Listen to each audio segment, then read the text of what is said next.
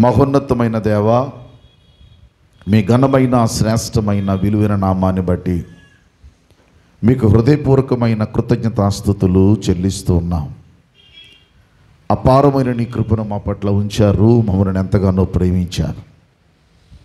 2025వ సంవత్సరంలో మేము ప్రవేశించి ఈ మొదటి పునరుద్ధాన దినాన నీ సముఖమందు మేము చేరి మిమ్మల్ని గణపరచటానికి, స్తుతించటానికి, ఆరాధించటానికి, కీర్తించటానికి ఇచ్చిన తరుణాన్ని బట్టి మనసారా నేను స్తుతిస్తున్నాను. మా తండ్రి అయిన నిన్ను మేము మనసారా గణపరుస్తున్నాము. తండ్రి, మా పట్ల మీ కృపనివ్వండి, మమ్మల్ని మీ స్వాధీనంలో ఉంచండి, మా తలంపులు ముట్టండి, మా హృదయములో నీ మాటలను గూర్చిన ధ్యాస, నీ మాటలను గూర్చిన ధ్యానం, నీ మాటను కూర్చున్నటువంటి ఆలోచన మా హృదయాల్లో మీరే కలిగించి ఇది నాన్న మీరు మాతో మాట్లాడి మా హృదయాలను భద్రపరుచుకుని నీ మాటల ద్వారా మేము నీ యందు సంధించబడినట్లుగా నీ వాక్యపు వెలుగులో మమ్మల్ని బ్రతికించుమని, కృప చూపించుమని, సమృద్ధైన దేవునితో నడిపించగల మీ చేతుల్లోనికి మమ్మల్ని మేమే అప్పగించుకుంటూ యేసుక్రీస్తు వారి యొక్క ఘనమైన నామములో మీకు వినయముతో వేడుకొని ప్రార్థన చేయించున్నాను మా ప్రియ పరలోకపు తండ్రి, ఆమేన్. ఈ దినాన్ని నిజానికి దైవజనులు మొన్న మోజేసాయి గారు వాక్యం చెప్పాలి, ఎందుకంటే నేను ఆశపడ్డాను. కానీ గత సంవత్సరం కాస్త ఇబ్బంది పడిన సందర్భాలు ఉన్నాయి కనుక గత సంవత్సరం నాకు బాగా గుర్తుంది. బైబిల్లో కొన్ని పదాలు మనకి కంఠస్థంగా ఉండిపోతాయి. ఉదాహరణ జ్ఞాపకం చేస్తాను. కొన్ని మాటలు ఉంటాయి చూడండి. యెహోషువను మనం జ్ఞాపకం చేసుకుంటే యెహోషువ అంటాడు, మీరెవరెవరిని సేవిస్తారో నాకు తెలియదు, నేనును, కొంచెం కోఆపరేషన్ చేయండి, నేనును నా ఇంటి వారు అన్న పదం ఆయనకు ఒక్కడికే చెందింది. అలాగే పౌలు గారు ఉన్నాడు కొత్త నిబంధనలో. ఆయన అంటాడు, నా మట్టుకైతే, మనసు పెట్టాలి మీరు, ఏమనండి, నా మట్టుకైతే అంటే మీ మట్టుకేంటో నాకు తెలీదు, నా మట్టుకైతే బ్రతుకుట క్రీస్తే, నా మట్టుకైతే బ్రతుకుట క్రీస్తే, నా వరకు వస్తే నేను క్రీస్తు కొరకే బ్రతుకుతాను అన్నాడు. యెహోషువ అంటాడు, నేనును నా ఇంటి వారును అంటాడు. ఎందుకు ఈ పదం జ్ఞాపకం చేస్తున్నానంటే బైబిల్లో కొందరు ఉన్నారు, వారి మాటలు గ్రంథస్థంలో దేవుడు ఎందుకు పొందుపరిచాడంటే మన జీవితాలలో వారి భక్తి జీవితాలను బట్టి ముద్రించబడి మన ఆత్మీయ జీవితాలు కూడా అలాగే కట్టుకుంటామని. ఈరోజు కూడా ఒక వ్యక్తిని మీకు జ్ఞాపకం చేస్తున్నాను. ఎవరా వ్యక్తి? మనకు సుపరిచితమైన వ్యక్తి. ప్రతిసారి, ప్రతి నిత్యం, ప్రతిరోజు జ్ఞాపకం చేసుకునే భక్తుడే దావీదు భక్తుడు. అతడు అంటాడు, నేనైతే దేవుని మందిరములో, అందరు నాతో చెప్పండి, నేనైతే దేవుని మందిరములో పచ్చని ఒలీవ చెట్టు వలె ఎలా ఉన్నాను అన్నాడు. ఉంటాను కాదు, ఉన్నాను. ఈ మాట నోట్ చేసుకోండి. దావీదు భక్తుడు గురించి మనకి తెలియని సంగతులు కాదు. దావీదు భక్తుడు అద్భుతమైన భక్తి కలిగిన వాడు, దేవుని చేత చక్కటి ప్రశంసనీయమైనటువంటి అభినందనలు పొందినటువంటి వాడు. కొంచెం తగ్గి పెరుగుతుంది. ప్రశంసనీయమైనటువంటి అభినందనలు పొందినటువంటి వాడు, ఒక ఉన్నతమైన భక్తుడు. దేవుడే సాక్షాత్తు దావీదును అంటాడు, ఇతడు నా హృదయానుసారుడైన మనుష్యుడు. చెప్పండ్రా, ఎవరట? హృదయానుసారుడైన మనుష్యుడు. ఇతడు నా ఉద్దేశములు నెరవేరుస్తాడు, నా మనస్సుకు దగ్గరైనోడు, నా చిత్తానికి అనుకూలుడు అని మాట్లాడినటువంటి బిరుదాంకితుడు, దేవుని చేత బిరుదాంకితుడు దావీదు భక్తుడు. ఈ 52వ సంకీర్తన అనేక పర్యాయాలు మీకు జ్ఞాపకం చేసిన సంకీర్తనే. జీవిత ప్రయాణంలో తన జీవితంలో అనుకోని సంఘటనలు చాలా ఎదురైపోయాయి. ఒకటి కాదు, రెండు కాదు. అనుకోకుండానే అతని చరిత్ర మీకు జ్ఞాపకం చేస్తే తండ్రి ప్రేమను పొందలేనంత దౌర్భాగ్యుడు. అర్థమయ్యేలా చెప్పంటారా? యెష్షయి గారికి పుట్టిన పిల్లలందరూ ఒక లెక్క, దావీదు పుట్టుక ఒక లెక్క. దావీదు తల్లి వేరు. దావీదు తల్లి మోయాబురాలు, అన్యురాలు. అతడు సీక్రెట్గా సంతానం కలిగినటువంటి అంటే సీక్రెట్గా తండ్రి వేరేగా బిడ్డను కని ఆ బిడ్డను సమాజానికి చూపించకుండా పెంచినాడు. మరొక మాట చెప్పనా, పిల్లలందరినీ యుద్ధ నైపుణ్యం చేసి పెంచాడు యెష్షయి.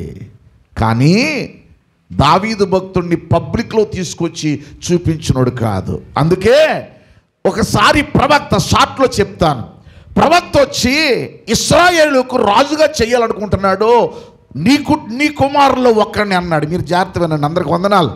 కొంచెం గట్టిగా చెప్పండి. ఏ కొడుకును చేయాలనుకుంటున్నాడో దేవుడే చెప్పొచ్చుగా ముందే.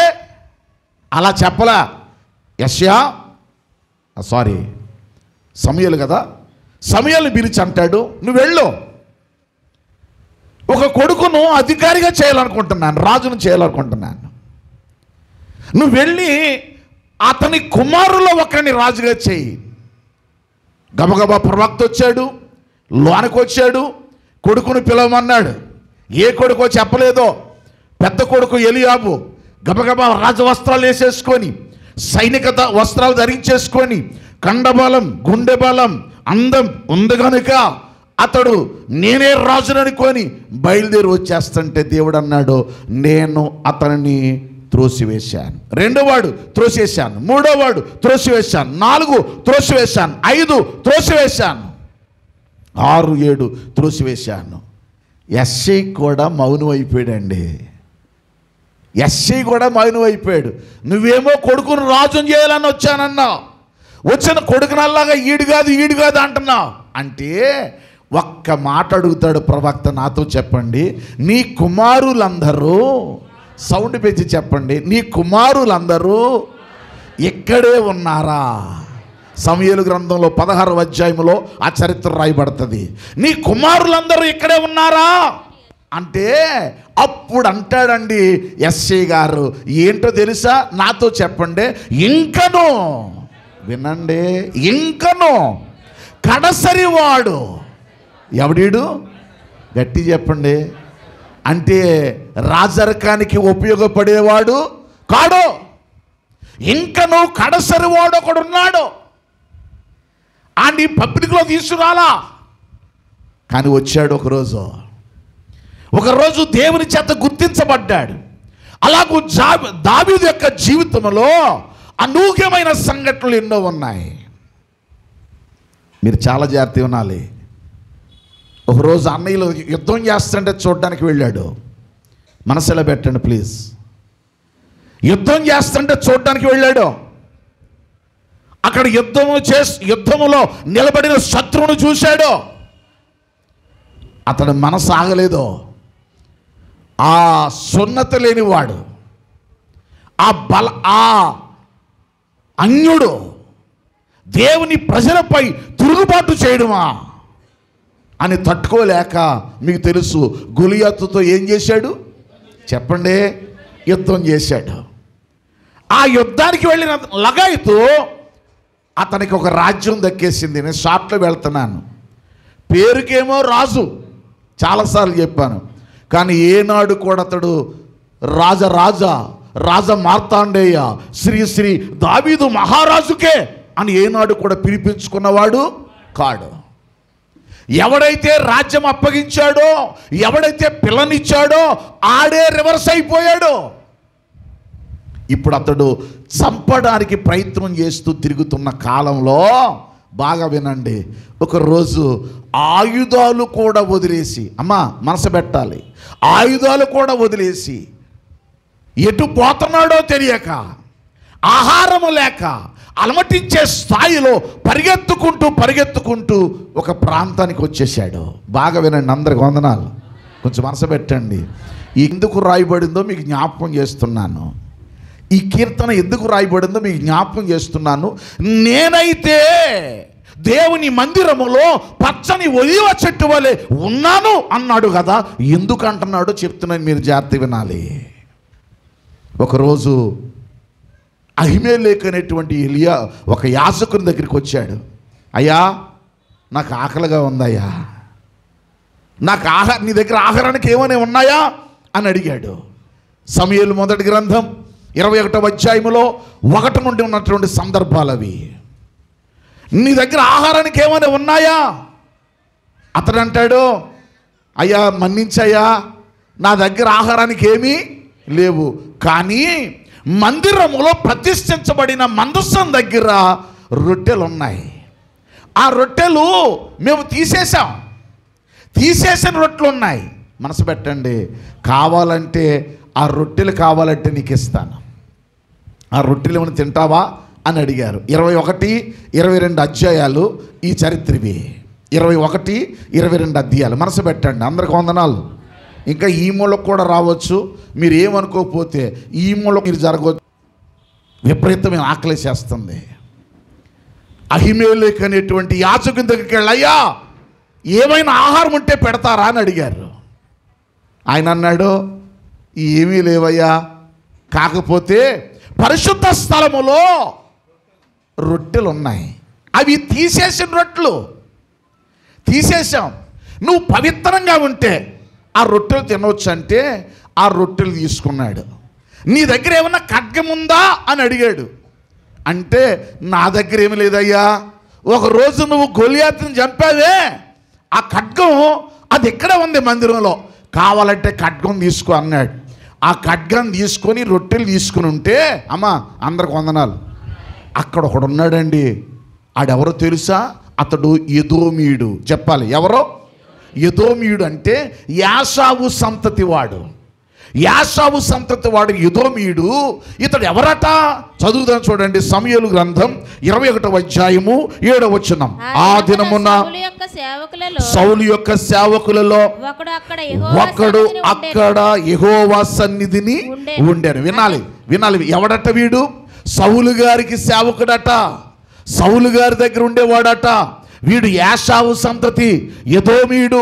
వీడు ఏం చేశాడంటే సౌలు గారి దగ్గరికి వెళ్ళి, మనసు ఎలా పెట్టండి, అందరికి వందనాలు, కొంచెం గట్టిగా చెప్పాలా, అయ్యా మనం దావీదు గారి కోసం వెతుకుతున్నాం కదా, దావీదు గారు వచ్చాడు, అదిగో మన యాజకుడు నాడే అహియామ్ అనే యాజకుడు, అతని దగ్గరికి వస్తే అతడు ఇతనికి రొట్టెలు ఇచ్చాడు, ఖడ్గం ఇచ్చాడు, ఇదిగో నేను చూశాను అన్నాడండి. బాగా వినండి, ఈ వార్త సౌలుకి అందింది. వెంటనే సౌలు ఏం చేశాడు తెలుసా? యాజకుడైనటువంటి అతన్ని పిలిచాడు. మీ పిల్లలను కూడా పిలు అన్నాడు. సౌలు అన్నాడు, ఆయన పిలిపించి, దావీదు ఇంటికి వచ్చాడట. వచ్చాడయ్యా. నువ్వు అతనికి సహాయం చేసావట. చేశానయ్యా. ఎందుకు చేశానో చెప్పనా? దావీదు కూడా నీ అల్లుడే కదయ్యా, నీ మనిషే కదా, నీ మనిషి అని, నీ అల్లుడని, నీ ఇంటివాడని చెప్పి నేను సహాయం చేశానయ్యా అన్నాడు. వెంటనే అన్నాడు, నీవు దావీదుకు చేసిన సహాయాన్ని బట్టి ఇదిగో యాజకులందరినీ చంపేయండి అన్నాడు సౌలు. బాగా వినాలి మీరు. యాజకులందరినీ ఏం చేయండి? గట్టి చెప్పండి, ఏం చేయండి? చంపేయండి అన్నాడు. ఎవరికాళ్ళే భయపడిపోతున్నారు. ఎందుకంటే దైవజనుడు, యాజకుడు, మేము ఎలా చంపగలం అని ఆగిపోతుంటే ఈ దోయగు అనేవాడిని పిలిచన్నాడు, నువ్వు చంపు అన్నాడు. వినాలి మీరు. ఈడు వెళ్ళి యాజకులను సుమారు 85 మందిని చంపేశాడు. ఎంతమందిని? గట్టి చెప్పండి. ఈ వార్త యాజకులు చంపుతూ ఉంటే ఒక యాజకుడు తప్పించుకొని దావీదు దగ్గరికి వచ్చి ఈ వార్త చెప్పాడు. ఏమని తెలుసా? అయ్యా నీకు సహాయం చేసినందుకు దైవజనుడిని చంపేశారయ్యా. ఒకరిని కాదయ్యా, 85 మందిని చంపేశారు. ఇదిగో నేను తప్పించుకొని వచ్చాను బాబు, నేను తప్పించుకొని వచ్చాను, నేను పారిపోయి వచ్చాను అని దావీదుతో చెప్తుంటే దావీదు గుండె పగిలి ఈ 52వ సంకీర్తనం రాశాడు. వింటున్నారా? 52వ సంకీర్తనం రాశాడు. ఏమనో తెలుసా? ఆ ఎదోమీయుడిని దృష్టిలో పెట్టుకొని వాడి గురించి మాట్లాడుతూ 52వ సంకీర్తన త్వరగా తీయండి. 52వ సంకీర్తన ప్రారంభ 2 వచనాల్లో, శూరుడా చేసిన కీడును బట్టి నీవెందుకు అతిశయపడుచున్నావు? నువ్వెందుకు ఏం పడుతున్నావు? అతిశయపడుతున్నావు. దేవుని కృప నిత్యం ఉండు. బాగా వినండి. నువ్వేదో నేను దావీదుని ఇలా చేసేసాను, అలా చేసేసాను, దావీదుని చంపేయడానికి ప్రయత్నం చేశాను అని నువ్వు అనుకుంటున్నావా? చేసిన కీడును బట్టి నువ్వు ఎందుకు అతిశయపడుతున్నావు? మనసు ఎలా పెట్టాలి? ఏదో మీలంటే ఎలాంటి వాళ్ళు తెలుసా? కీడు చేసేవాళ్ళు. బాగా వినాలి. ఏం చేసేవాళ్ళు? రెండవది, వీళ్ళు మోసం చేసేవారు. వీళ్ళు మోసపూరితమైన ప్రజలు. వీళ్ళు ఏం చేస్తారో చెప్తున్నారు చూడండి. 52వ సంకీర్తనలో 2వ చరణంలో, మోసము చేయువాడా. బాగా వినండి. మొట్టమొదట వీళ్ళు కీడు చేస్తారు, 2 మోసం చేస్తారు, 3 కపటంగా ఉంటారు. వినాలి మీరు. అందరికి వందనాలు. కొంచెం గట్టి చెప్పాలి. వీళ్ళు ఎలాంటి మనస్తత్వం కలిగిన వాళ్ళు తెలుసా? మోసం చేసేవాళ్ళు, కీడు చేసేవారు, కపటం కలిగిన వాళ్ళు. ఇదిగో నువ్వు నా దగ్గరికి వచ్చావు, నాతో ఉన్నట్టు నటించావు, మరలా నా గురించి తీసుకెళ్ళి ఎవరికి చెప్పావు? సౌలుకి చెప్పావు. కపటమైనోడా, మోసగాడా. బాగా వినండి. కీడు చేసేవాడా, నిన్ను దేవుడు విడిచిపెట్టడు. నువ్వు నన్ను పాడు చేయాలనుకుంటున్నావు కానీ దేవుడు మాత్రం నన్ను విడిచిపెట్టేవాడు కాడు. నన్ను ఎంత పాడు చేయాలనుకున్నా, నన్ను ఎంత మోసం చేయాలనుకున్నా, నాకెంత కీడు చేయాలనుకున్నా, నేను ఎలాగున్నానో తెలుసా? ఇప్పుడు చెప్పండి. నేనైతే సౌండ్ పెంచి దేవుని మందిరములో పచ్చని ఒలీవ చెట్టు వలె ఉన్నాను. నా చుట్టూ కీడు చేసేవారు ఉన్నా, నా చుట్టూ మోసం చేసేవారున్నా, నా చుట్టూ బాగా వినాలి, కపటం కలిగిన వారు ఉన్నా, ఇదిగో ఎంత మోసం చేసేవారు నా చుట్టూ కనబడుతున్నా, ఎంత కపటం చేసేవారు నా చుట్టూ కనబడుతున్నా, నాకు కీడు చేయాలనుకున్న వారు నాతో ఉన్నా, ఈ 2025వ సంవత్సరంలో దేవుడికి ఇస్తున్న వాగ్దానం ఏంటో తెలుసా? నిన్ను దేవుడు దేవుని మందిరములో ఒలీవ చెట్టు వలె మార్చునుగాక. దాని అర్థం తెలుసా? కీడు చేసేవారు ఉంటారు, మోసం చేసేవారు ఉంటారు, కపటంగా మాట్లాడేవారు ఉంటారు, కానీ నీవు ఆయనతో బ్రతకటం ఆరంభిస్తే నీ బ్రతుకును చాలా ఉన్నతంగా దేవుడు నడిపిస్తాడు. ఎలాంటి వారు నా చుట్టూ ఉన్నా, ఏమనుకోకుండా ప్లీజ్. ఎలాంటి దేవునితో సహవాసం కలిగి ఉన్నాను కదా, నేను దేవునితో అనుబంధం కలిగి ఉన్నాను కదా. అతడు ఒక అద్భుతమైన స్టేట్మెంట్ అండి. బాగా వినండి. అందరికి వందనాలు. ఇంకొకసారి కొంచెం నవ్వుతూ చెప్పుకోండిరా. మనసులో పెట్టండి. కొంతమంది కొత్త వారు బాగున్నప్పుడు కాదు, ప్రార్థనకు రాలేదేంటండి 2024 సంవత్సరంలో? ఏమీ లేదండి అయ్యగారు, నా ఒంట్లో బాగోలేదని ప్రార్థన మానేశానండి. మరి పెళ్ళిళ్ళకి తప్పదు కదండి, మరి బంధువులు కదండి బాధపడతారు కదండి. బంధువులు బాధపడతారని పెళ్ళి మానలేదు, కానీ ఏం మానేశావు? ప్రార్థన మానేశావు. అంటే బంధువులు బాధపడతారని భయం ఉంది కానీ, బాధ ఉంది కానీ, దేవుడు బాధపడతాడన్న బాధ నీకుందా? మాట్లాడాలా? దూరంగా బ్రతకలేడు. వాడి మాటలు చాలా విభిన్నంగా ఉంటాయి. భక్తుడు పాట రాస్తుంటాడు కదా, కష్టాలు ఎదురైనా నా యాత్రను సాగించు, నష్టాలలోనైనా. అంటే కష్టాలు ఎదురైపోయినా నా యాత్ర ఆపను. నష్టాలు నాకు కనబడుతున్న స్తుతి చేయడం మానను. నా జీవితంలో విపత్కర పరిస్థితులైనా రావచ్చు, నేను నా ప్రభుకి దూరంగా ఉండలేను. దావీదు ఏంటయ్యా నీ భక్తి అంటే అంటాడు, నేను ఎవరిని అనుకుంటున్నావు? ఇదిగో నా చుట్టూ మోసం చేసేవారు ఉండొచ్చు, నాకు కీడు కల్పించేవారు నా చుట్టూ ఉండొచ్చు, కపటమైన మనసు కలిగిన వారు నా చుట్టూ ఉండొచ్చు, ఎంతమంది నా చుట్టూ ఉన్నా నేనైతే వినాలే నా దేవుని మందిరములో పచ్చని ఒలీవ చెట్టు వలె ఉన్నాను. అందరు చెప్తారా నేనైతే? ఎంత బాగా చెప్పారో. నేనైతే కొంతమంది పెదాలే కదుపుతున్నారు. నేనైతే దేవుని మందిరములో పచ్చని ఒలీవ చెట్టు వలె ఉన్నాను. దైవ జనాంగమా, దేవుని మందిరంలో నీవు ఎలాగున్నావు? ఈ 2025 సంవత్సరంలో నీ నిర్ణయం ఏంటి? దావీదును అడుగు. నా చుట్టూ అవరోధాలు ఉన్నాయి, నా చుట్టూ కష్టాలే ఉన్నాయి, నా చుట్టూ ఇబ్బందులే ఉన్నాయి, నా చుట్టూ కపటమైన వారే ఉన్నారు, అయినా నేను నా దేవుని మందిరములో పచ్చని ఒలీవ చెట్టు వలె ఉన్నాను. మీకు బైబిల్లో ముగ్గురిని చూపిస్తాను. మనసులో పెట్టండి, మనసులాగే పెట్టండి. ముగ్గురు దేవుని మందిరములో ఉన్న వాళ్ళే. వాళ్ళు ఎలాగున్నారో భక్తులు రాశారు. ఈరోజు నీవు నేను ఎలాగున్నామో. 2024 సంవత్సరం అయిపోయింది, 2025 సంవత్సరంలోకి వచ్చాం. ఈ 2025 సంవత్సరంలో నీకు దేవుడు ఆయుష్కాలము ఆరోగ్యం ఇచ్చి నేను నడిపించడానికి ఏదో ప్రత్యేకమైన కారణమే ఉంది.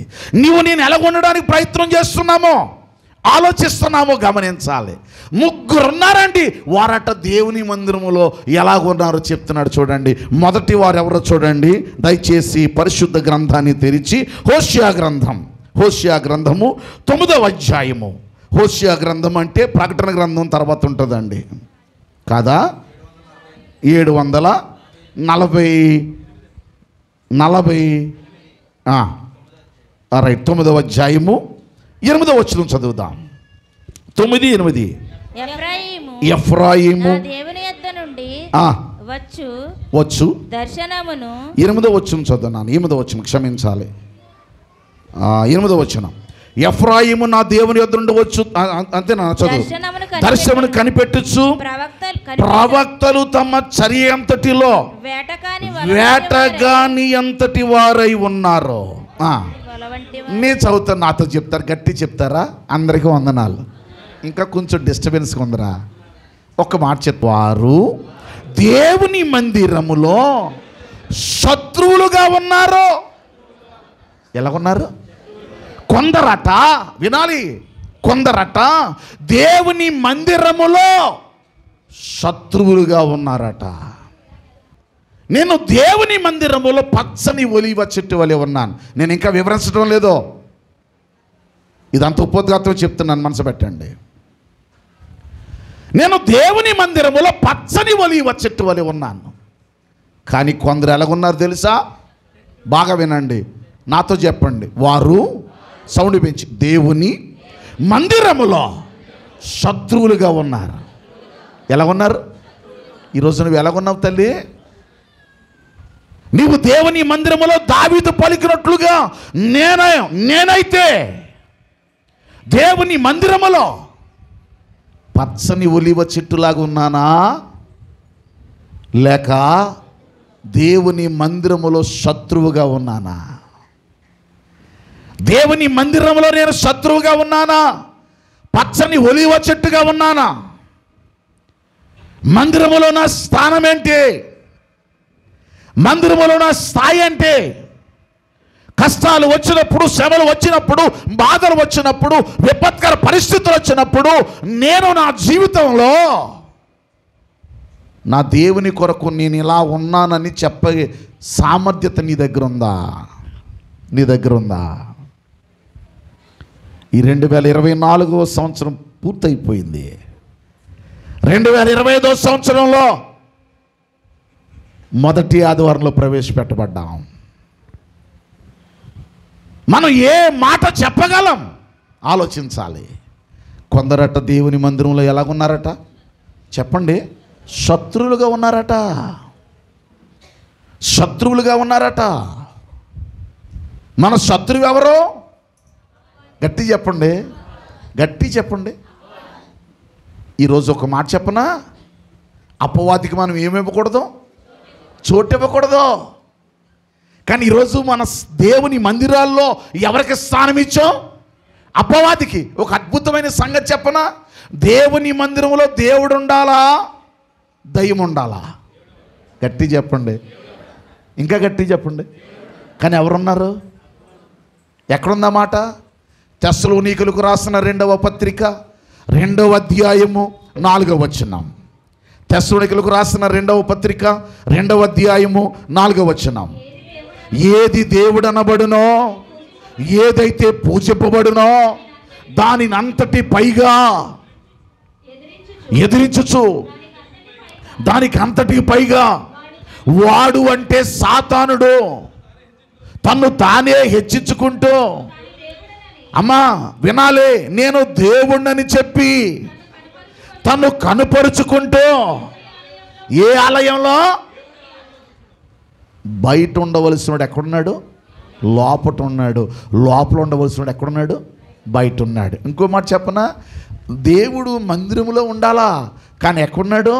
ఇదిగో నేను తలుపు నద్ద నిలుచుండి తట్టుచున్నాను. అంటే ఉండవలసిన వాడేమో లోపల ఉండవలసిన వాడేమో బయట ఉన్నాడు, బయట ఉండవలసిన వాడేమో లోపలికి వచ్చేసాడు.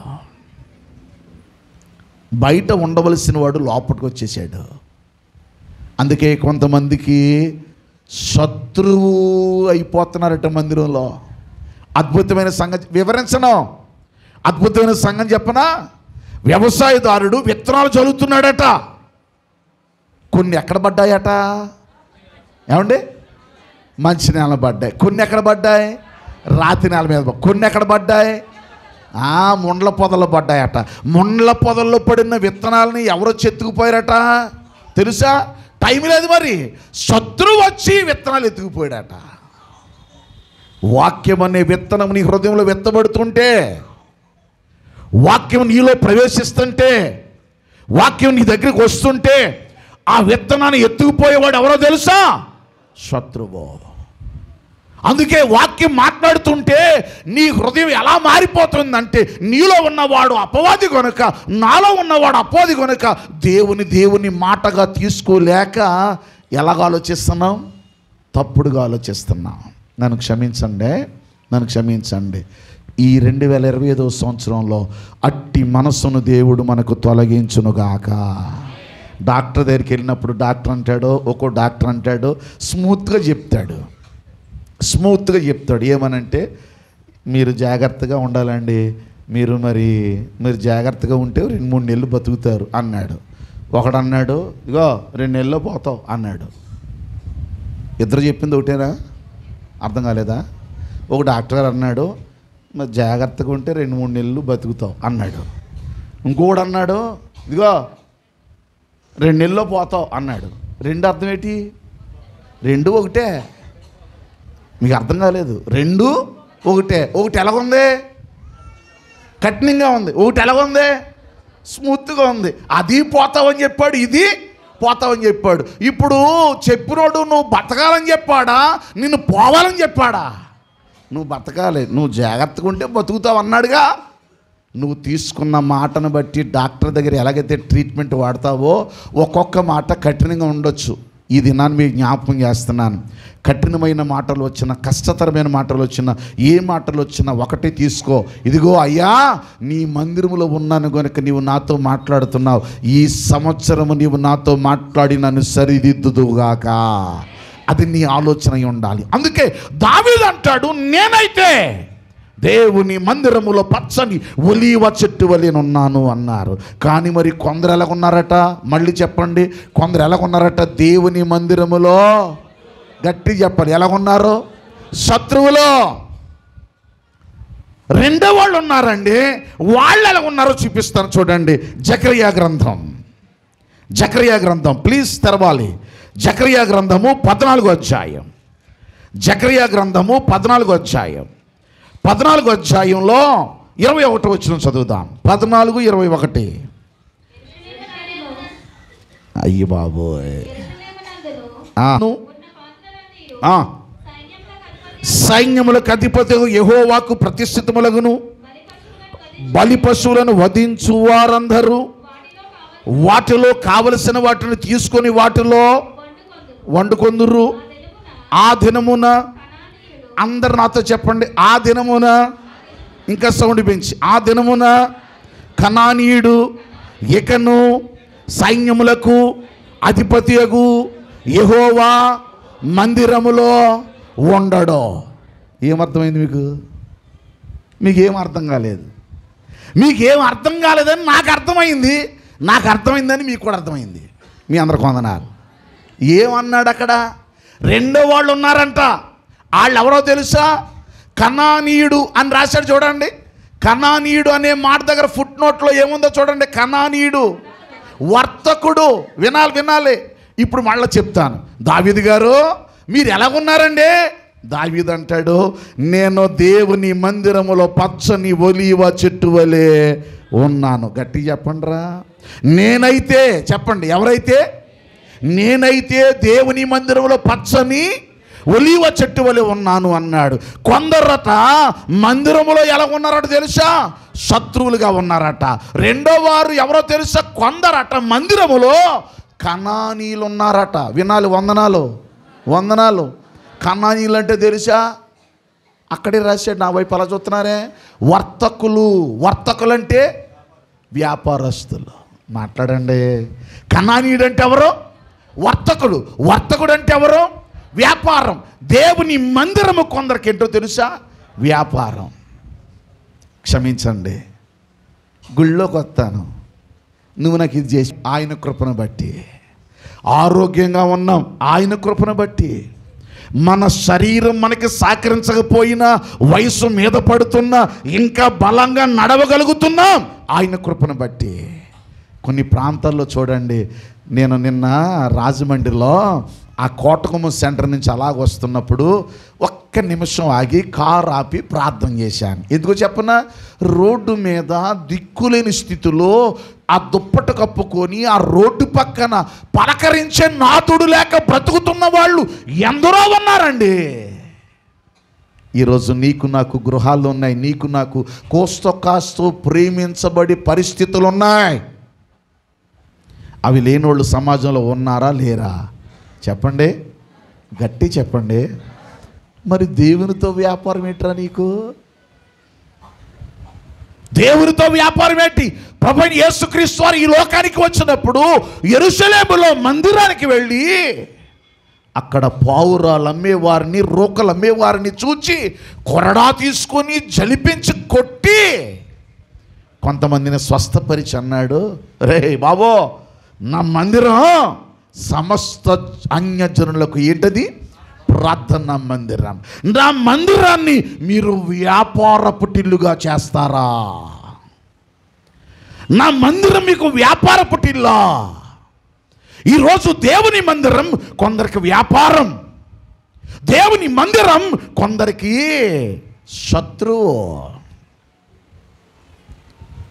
శత్రువులుగా మందిరంలో కొందరు ఉన్నారు.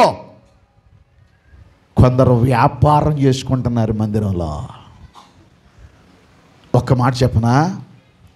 అవసరాలు లేని వాళ్ళు ఎవరున్నారు? ఇది నేను మీకు జ్ఞాపకం చేస్తున్నాను. అవసరాలు లేని వాళ్ళు ఎవరున్నారండి? కోరికలు లేని వాళ్ళు ఎవరున్నారు? ఒక్క మాట మీకు జ్ఞాపకం చేస్తాను. నా తండ్రి మీతో చెబుతున్న మాట ఏంటి తెలుసా? మీకు తలంపు పుట్టక మునిపే మీకు అక్కరగానున్నవేవో నాకు తెలుసు. ఈ వాగ్దానం నమ్మవా? ఈ వాగ్దానం నమ్ముతున్నావా? ఒరే బాబు, మొదట నువ్వు ఈ పని చేయి అన్నాడు ఆయన. ఏ పని? నా రాజ్యమును నా నీతిని వెతుకు, అప్పుడు అవన్నీ మీకు వస్తాయన్నాడు. నా రాజ్యము నీతిని వెతుకు, అప్పుడు అవన్నీ నీకు వస్తాయి. నీకు ఇది కావాలని నాకు తెలుసు. ఆరోగ్యమా నీకు కావాలని తెలుసు. సంపద నీకు కావాలని తెలుసు. నీ శరీరం కృంగదీస్తుంది నాకు తెలుసు. కానీ నువ్వేమన్నారో తెలుసా? నా ప్రాణం ఉన్నంత వరకు నేను వదిలిపెట్టనయ్యా అన్న నిర్ణయం నీ దగ్గర ఉండాలిగా. ఆ మాట నువ్వు చెప్పాలిగా. ఒక్క మాట అంటాను, ఏమనుకోకండి. అమ్మా, అయ్యా, నీ నమ్మునుగాక దావీదు, నువ్వు ఎలాగుంటావయ్యా? నేనైతే నా దేవుని మందిరములో పచ్చని ఒలీవ చెట్టును. కొందరు ఎలాగున్నారట మందిరంలో? శత్రువులుగా ఉన్నారు. కొందరు ఎలాగున్నారట మందిరంలో? వ్యాపారస్తులుగా ఉన్నారు. నేను వివరించడం లేదు, ఒక్కొక్క మాట ఒక్కొక్క అద్భుతమైన పాఠం అండి. వ్యాపారాలు జరుగుతున్నాయా? మందిరం పేరట జరుగుతున్నాయి. వ్యాపారం జరుగుతుంది. మనం కూడా వ్యాపారమే చేస్తున్నాం. నేను గుళ్ళోకి వచ్చాను, నువ్వు నాకేం చేస్తావు? అపవాది మనసుతో వచ్చి అపవాదిని ప్రేరేపిస్తూ బయట ఉన్నవాడిని లోపల తీసుకొచ్చి కూర్చోబెట్టారా. కొందరేమో వ్యాపారం చేస్తున్నారు. కొందరు అలాగ ఉన్నారట తెలుసా? టైం లేదో. కొందరు అలాగ ఉన్నారట తెలుసా? తెరవండి పరిశుద్ధ గ్రంథము తెరిచి, పరిశుద్ధ గ్రంథాన్ని తెరిచి దినవృత్తాంతాల 2వ గ్రంథం 26వ అధ్యాయం 16వ వచనం.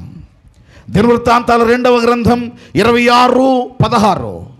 26:16. స్థిరపడిన తరువాత అతడు మనస్సును గర్వించి ఏమైపోయాను అంటే, కొందరు మందిరములో ఎలాగున్నారు తెలుసా? ఇది ఉజ్జియా కొరకు చెప్పబడిన మాట. బాగా వినాలి మీరు. ఎవరి కొరకు? ఉజ్జియా అనే రాజు కొరకు చెబుతున్నాడు ఈ మాట. ఏంటట?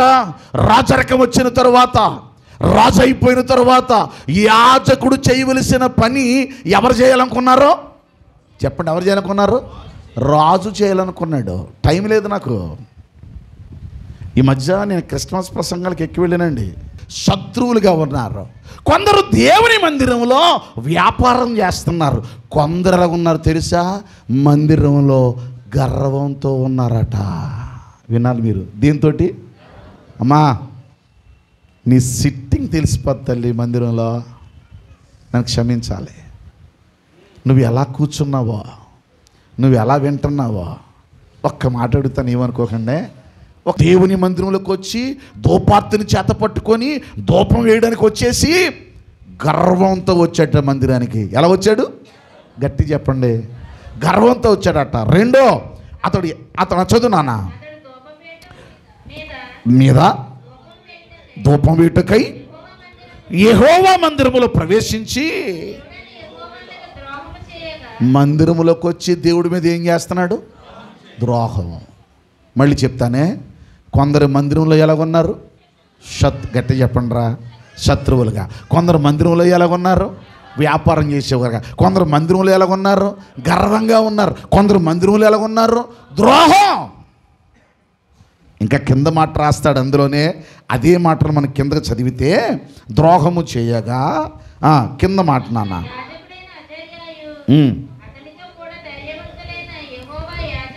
యాజకులు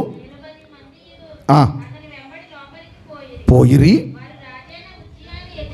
ఎదిరించి ఉజ్జియా యెహోవాకు ధూపం వేయుటకై ప్రతిష్ఠింపబడిన అహరోను సంతతి వారిని యాజకుల పనియే గాని నీ పని కాదు.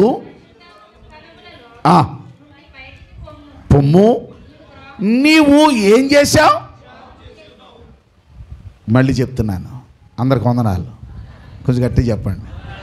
దావీదు ఏమన్నాడు? దావీదు చుట్టూ కూడా మనుషులు ఉన్నారు. ఇందాక చెప్పాను మీకు. ఎవరో కీడు చేసేవాళ్ళు, మోసం చేసేవారు, కపటం కలిగినటువంటి మనుషులు ఉన్నారా లేదా? మాట్లాడండి. ఉన్నారు. ఉన్నప్పటికీ అతను ఏమంటున్నాడు? నేనైతే, చెప్పండి, నేనైతే మోసం చేసేవారు నా చుట్టూ ఉన్నా, కీడు కల్పించేవారు నా చుట్టూ ఉన్నా, కపటం కలిగిన వారు నా చుట్టూ ఉన్నా, నేనైతే నా దేవుని మందిరములో పచ్చని ఒలీవ చెట్టు. గట్టి చెప్పాలి. ఏ చెట్టు? పచ్చని ఒలీవ చెట్టు. వినాలి. నేనైతే మందిరంలో ఎలాగ ఉన్నాను. ఇది నిన్ను అడుగుతున్నాను తల్లి, నువ్వు ఎలాగున్నావు? పరిశుద్ధాత్ముడు చెప్తున్నాడు, కొందరేమో శత్రువులుగా, కొందరేమో వ్యాపారస్తులుగా, కొందరేమో గర్వం కలిగిన వారుగా, కొందరేమో ద్రోహం చేసేవారుగా చూపిస్తున్నాడు అక్కడ. మందిరంలో నువ్వు ఎలాగున్నావు తల్లి? ఎందుకు ఆయుష్కాలం ఇచ్చాడు? ఎందుకు ఆరోగ్యం ఇచ్చాడు? ఎందుకు నిన్ను నిలబెట్టాడు? నీతో ఏదో పని ఉంది కదా. ఎంతసేపు అర్రా మన జీవితాలు? ఎంతసేపు? మీకు తెలుసా మనిషి చచ్చిపోవడానికి పట్టే సమయం ఎంత? చచ్చిపోవడానికి పట్టే సమయం ఎంత? నిమిషం అండి. మొన్న కూడా మీకు జ్ఞాపకం చేశాను. లక్ష్మీ పోలవరం 3వ తారీఖున వెళ్ళా. ఎలాగుంటానయ్యా, నేనైతే ఇలా చేస్తానయ్యా, టైంలకు వదిలేస్తానని కానీ మనసు పెట్టండి. ఎందుకు పచ్చని ఒలీవ చెట్టుతో చెప్పాడో క్లుప్తమైన మాటలు చెప్తాను, వివరించను. ఒలీవ చెట్టుకున్న లక్షణాలు దాదాపు 7 లక్షణాలు కనబడతాయి మనకి బైబిల్లో. నేనైతే దేవుని మందిరములో పచ్చని ఒలీవ చెట్టు అన్నాడే, ఆ ఒలీవ చెట్టుకుండే లక్షణాలు 7. ఒలీవ చెట్లు ఎక్కడ పెడితే అక్కడ ఉండవు, ఒక్క ఇజ్రాయెల్ దేశంలోనే ఉంటాయి. ఆ చెట్టు సంవత్సరాల తరబడి దీర్ఘకాలం ఉండే చెట్టు. ఒక చెట్టు చూపించారు యెరూషలేము వెళ్ళినప్పుడు. నేను ఆ చెట్టును అంటే 2 సార్లు వెళ్ళాను కదా, 2 సార్లు కూడా చూసే భాగ్యం ఇచ్చాడు. అంటే దాదాపు ఈ చెట్టుకి కొన్ని వేల సంవత్సరాల చరిత్ర ఉందని చెప్పి ఓ చెట్టును చూపిస్తారు. ఒలీవ చెట్టుకున్న గొప్ప లక్షణం ఏంటంటే అది మరణము లేని చెట్టు. చెప్పాలి, ఏ చెట్టు? గట్టి చెప్పండి, ఏ చెట్టు అది? దానికి మరణము లేదు. ఎలా తెలుసు అంటారా? ఆదికాండంలో 8వ అధ్యాయంలో 11వ వచనం మీరు చూస్తే అక్కడ, అమ్మా అందరికి వందనాలు, భూమి మీదకి జలప్రళయం దేవుడు రప్పించాడు. నోవాహు కాలంలో జలప్రళయం వచ్చిందే. ఒక ప్రశ్న అడుగుతున్నాను, బాగా వినండి. ఎన్ని దినాలు భూమి మీద వర్షం కురిసింది? గట్టిగా 40 దినాలు. ఎన్ని దినాలు భూమి మీద నీరు ఉండిపోయింది? తెలీదు. ఎన్ని దినాలు ఉందో తెలియదు కదా. ఆదికాండం చూడాలి, 8వ అధ్యాయం. ఆదికాండము 8వ అధ్యాయం. భూమి మీద ఎన్ని దినాలు ఉందో వ్రాశాడు. దయచేసి టైం లేదు కనుక క్లుప్తంగా చెప్తున్నాను చూడండి. 13వ వచనం. మరియు 601వ సంవత్సరం మొదటి నెల తొలి దినమున నీళ్లు భూమి మీద నుండి ఇంకిపోయాను. 14వ వచనం. 2వ నెల 22వ దినమున భూమి ఎండి ఉండెను. ఏమర్థమైంది? సంవత్సరానికి ఎన్ని నెలలు?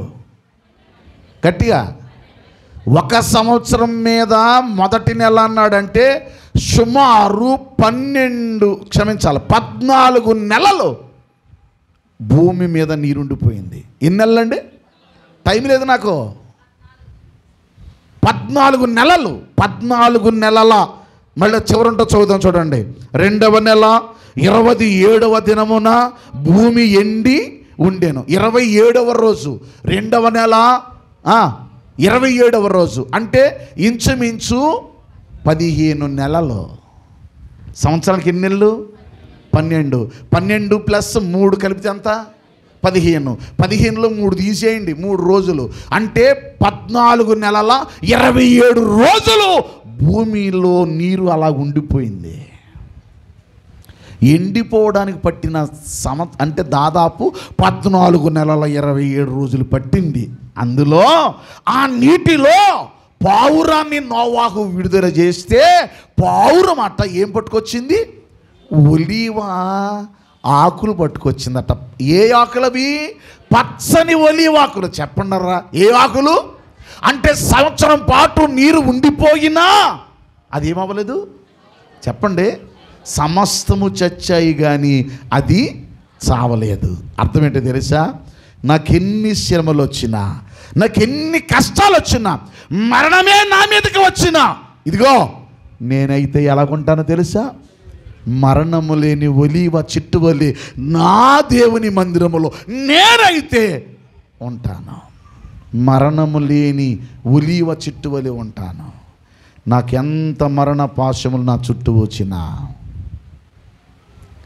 అందుకే కీర్తన రాసిన వాడే రాసిన మాట, మరణపు టురులలో మరువక మొరలిడ ఉన్నత దుర్గమై మరణపు టూరులలో ఉన్నత రక్షణ శృంగమై తన ఆలయములో నా మొర వినెను, నా మొర వినెను. భయం కంపము చే ఆధారెను ధరణి ఏహో. ఒక్క నిమిషం ప్రార్థన వింటున్నాడు మరణపు ఊరులో, భయంకరమైన పరిస్థితుల్లో. అందుకే మళ్ళీ నాతో చెప్పండి, నేనైతే ఎవరైతే ఎవరన్నారు మరి? ఇప్పుడు నువ్వు అనుకో, నేనైతే ఏం చేస్తావురా? అప్పుడప్పుడు ప్రార్థనకు వచ్చేస్తాను. కాదు, మరణపు ఊరులో నా చుట్టూ వచ్చిన నేను నిన్ను విడిచిపెట్టినయ్యా. ఒలీవ మొక్కకేమి లేదు చెప్పండి, మరణం లేదు. టైం లేదు కదా, టైం లేదంటే ఈ పూటకి రైట్. మళ్ళీ మీరు కంగారు పడ్డారు కనుక. రెండవది, ఈ ఒలీవ చెట్టుకున్న మరొక లక్షణం ఏంటంటే, హోషేయ గ్రంథం 14:6 హోషేయ గ్రంథం 14:6 నేనే చెప్పేస్తాను, మీరు హోషేయ గ్రంథం అంటే ప్రకటన గ్రంథం పక్కన 14:6 ఏముందంటే నాతో చెప్పండి. చదువున్నాను. పెరుగును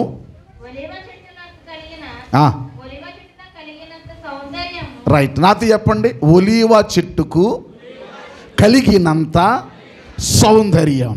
ఇప్పుడు దావీదు నేనైతే మందిరములు అన్నాడే, మొట్టమొదట ఇదిగో నాకు ఎన్ని శ్రమలు వచ్చినా, నాకు మరణమే వచ్చేసినా, నేను మాత్రం ఆయన సన్నిధిలో ఎలా ఉన్నానో, ఒలీవ చెట్టు, మరణము లేని చెట్టు వలె ఉన్నాను. రెండో, నేను ఆయన సన్నిధిలో మందిరములో సౌందర్యంగా ఉన్నాను. ఏంట్రా సౌందర్యం? వేసుకునే బట్టల, రాసుకునే సెంట్లా, పూసుకునే పౌడర్లా, మాట్లాడరేటి, వేసుకునే నగలా, నీ సౌందర్యం అదా? ఒకసారి నేను మర్చిపోయిన సంఘటన ఏంటి తెలుసా? ఒక ఆవిడ సీరియస్గా చూడకండి, వందనాల్లో సరే, ఈ లోపల ఫంక్షన్కి వచ్చింది, ఫంక్షన్ నుంచి వెళ్ళిపోతుంది, లోపల అడవుడు జరిగిపోతుంది. మేము కంగారు పడిపోతున్నాం. ఏంటి, జనాలు పోగొడిపోయారు, దబ్బని కింద పడిపోయింది ఆవిడ. మేము చూస్తే కింద పడిపోయి ఉంది. ఎందుకేంటంటే బైక్ మీద వెళ్ళిపోతున్నవాడు ఒకేసారి మెడలో గుత్తట్లు అక్కిపోయాడట. ఏంటది? ఈ చెప్పండి, వస్తువులు. ఈ లోపల దబ్బని కింద పడిపోయింది, అందరు పోగొడిపోయారు. ఈ లోపల ఆయన లోపల నుంచి తెగ తినేసి బయటకు వచ్చాడు. వచ్చి ఈవిని పైకి లేపి, రాజమండ్రి చెరుకూరు దగ్గర పైకి లేపి ఈవిని కాడి సత్తుంటే, అయ్యో పట్టుకోండి అంటున్నారు అందరూ. ఆడెక్కడ దొరుకుతాడు, ఆడు ఎప్పుడు పారిపోయాడుగా. ఈ లోపల ఆయన అన్నాడు, పోన్లే అది అలాగా ఒరిజినల్ కాదు కదా అన్నాడు. మీకు అర్థం కాలేదు ఎంతకీ ఏటయ్యి అదనమాట. వీళ్ళందరూ అనుకుంటున్నారు ఒరిజినల్ అనుకొని ఇటు తిరిగేస్తున్నారు బండ్ల కోసం, కార్ల కోసం. తీరుబడికి వచ్చి అన్నాడు, పోన్లే ఒరిజినల్ కాదు కదా అన్నాడు. మనం పెట్టుకునే వీటిని బట్టి లేదు అన్నాం. అమ్మా టైం లేక వదిలేస్తున్నానే, టైం బట్టే ప్రసంగాన్ని టైం లేక. రైట్, మనసు పెట్టండి, మనసు ఎలా పెట్టండి, కొంచెం ఆలోచించండి. సౌందర్యం అంటే అర్థం తెలుసా? అందము, మోసకరము, సౌందర్యము. యెహోవా యందు భయభక్తులు కలిగిన స్త్రీ కొనియాడబడును. అందం అంటే కొనియాడబడుట. నా దేవుడు నన్ను చూడాలి, ఆ సంఘములో నా స్థాయిని చూసి, అబ్బా ఆ విశ్వాసి చూడు నాయన, ఆ కుర్రోడు చూడు, ఆ పెద్ద చూడు, ఆ తల్లి చూడు, ఆ చెల్లి చూడు, నా పిల్లలు చూడు, నా తండ్రి మురిసిపోవాలి. దావీదును చూసి అంటాడు కదా, ఇతడు నా హృదయానుసారుడైన మనుషుడు, ఇతడు నా ఉద్దేశాలు నెరవేరుస్తాడు, నా మనసుకు దగ్గరైనోడు. మనసు పెట్టండి. నీ సౌందర్యాన్ని ఎవరు చూడాలా? దేవుడు. నువ్వు పాడుతుంటే కుర్రోడు, బిడ్డ, మన బిడ్డ ఆడు నత్తిగా పాడుతూ ఉంటాడు. ఆడు పాడుతూ ఉంటుంటే ఆదితోళం ఆంబోతురాగంలాగా ఉంటుంది మనకి. కానీ వాళ్ళ అమ్మ అంటది, ఎలా పాడుతున్నాడు చూడు. మొన్న పిల్లలు డ్యాన్స్ చేస్తుంటే వీడియో ఫోన్ ఇలా పట్టుకొని తీసేస్తున్నారు తల్లులు. పాట పాడుతుంటే మురిసిపోతున్నారు, ఆనందపడిపోతున్నారు. ఎవరి పిల్లల్ని వాళ్ళ ఫోటో తీసేశారు. పక్కోడికి ఆడికి ఇలా శివునిలా కారిపోయి గజ్జికురు ప్లేసేసిన పక్కోడు ఎత్తుకోలేడు. కానీ వాళ్ళ అమ్మ అయితే చెప్పండి, ఎత్తుకోడు మామూలు ఎత్తుకోదు. ఇలాగ ఎత్తుకొని ఇలా తీసి ఇలా రాసేద్దే. చూసుకోండి, మీరు చూసుకోండి కావాలంటే. వాళ్ళ అమ్మకు లేదు, వాళ్ళ అమ్మకు ఆనందం. నీ దేవుడు నేను చూసి ఆనందపడిపోవాలి తల్లి. నీ పాటలు, నీ మాటలు, నీ ప్రార్థన, నీ వినే ఆ మనసు చూసి నీ సౌందర్యాన్ని దేవుడు చూడాలా. ముగించేస్తాను.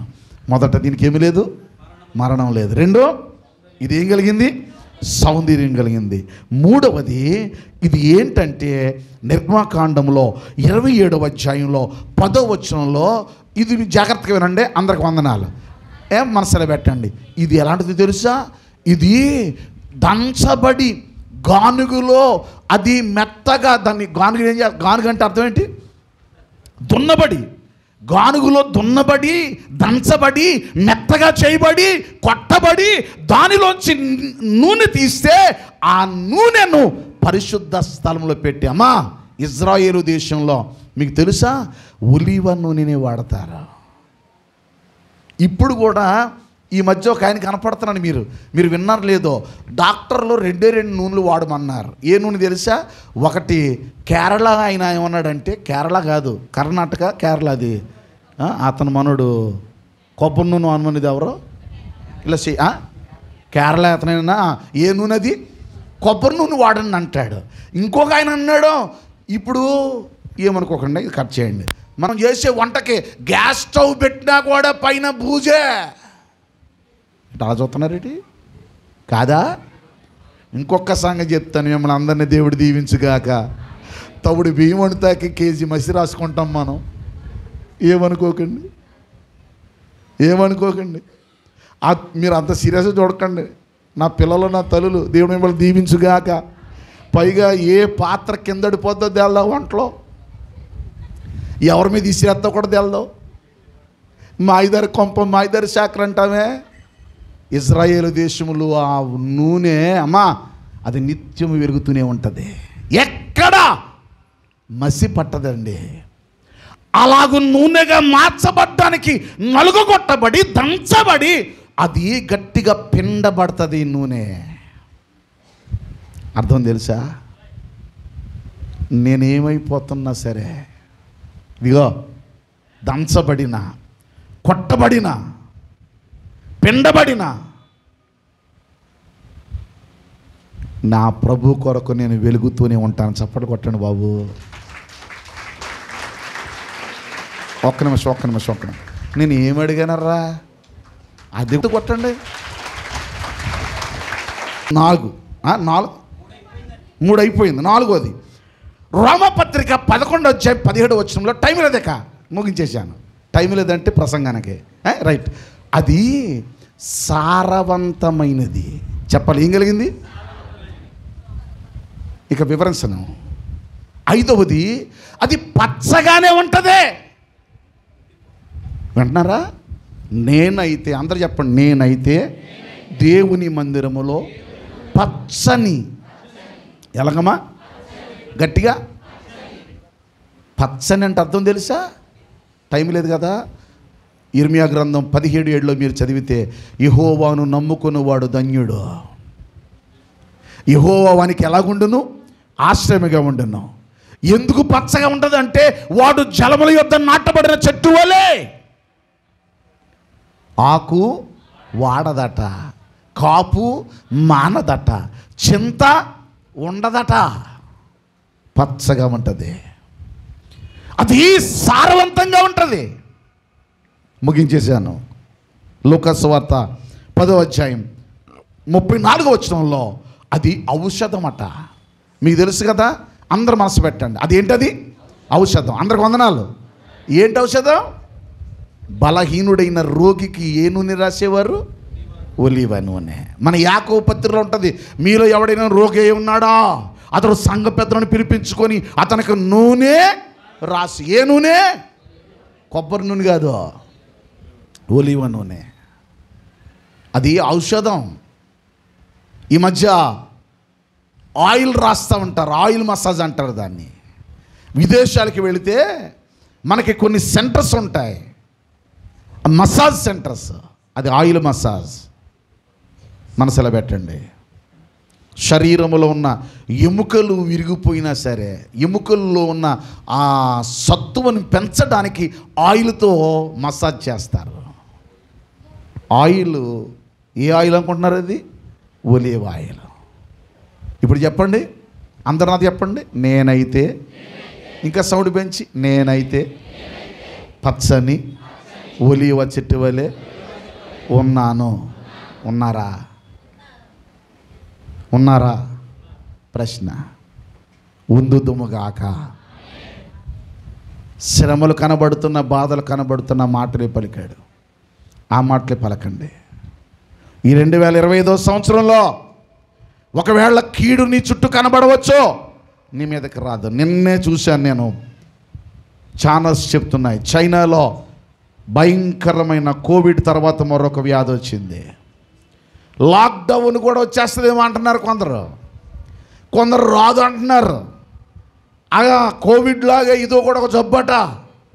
దానికి ఏదో విఎంపీయా ఎంపీవో ఏదో చెప్పారు, దానికి మనం తెలదు. గబుక్కును మూసేసాను భయం వేసి. ఎందుకు వచ్చిన గొడవ? చూడటం ఎందుకు, దాని నుంచి కంగారు పడతాం ఎందుకు? హెచ్ఎంపీవి అట, హెచ్ఎంపీవి. మనం పోతాక ఏదో పీవి, ఏదో పీవి. అమ్మా దేవుడు మిమ్మల్ని దీవించుగాక. మనం పోవాలంటే వారం రోజులు బతికే దోమ నేను చంపేద్ది. దోమ అండి, మీకు తెలుసా? అలెగ్జాండర్ ద గ్రేట్ దోమ కొట్ట చచ్చిపోయాడు. ప్రపంచంలో ఉన్న ఎందరో వీరులు ఇట్టే వెళ్ళిపోయారు. జీవితం శాశ్వతమైంది కాదు. ఈ 2025వ సంవత్సరంలో దేవుడు మనలను కాపాడునుగాక. ఒలీవ మొక్క వలె ఉందుగాక. అందుకే దేవుడు వాగ్దానం చేసి అన్నాడు, నీ భోజనపు బల చుట్టూ నీ పిల్లలు. ఎవరి గురించి చెప్పాడు ఈ మాటలో? యెహోవా యందు భయభక్తులతో ఉందామరా. భయపడదాం. టైం అయిపోతుంది, పెందలకడ వెళ్ళిపోవాలా. టైం అయిపోతుంది, సీరియల్ దగ్గర కూర్చోవాలా. టైం అయిపోతుంది, సినిమాకి వెళ్ళాలా. టైం అయిపోతుంది, ట్రైన్కి ఎక్కాలా. టైం అయిపోతుంది, ఫ్లైట్కి ఎక్కాలా. అమ్మా, మీరు ఫ్లైట్లో ట్రైన్లో ప్రయాణం చేసిన వాళ్ళు అయితే, ఆర్టీసీ బస్సులు అయితే బోర్డులు ఉంటాయి. ట్రైన్కి అలా కుదరదు. ఖచ్చితంగా టైం ప్రకారం వెళితేనే ఎక్కుతావు.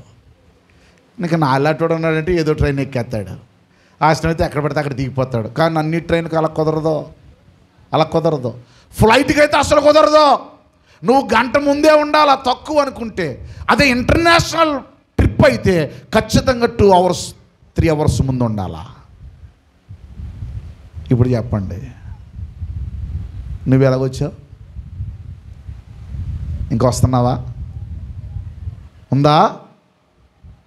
సమయము దేవునికి ఇచ్చుదుముగాక.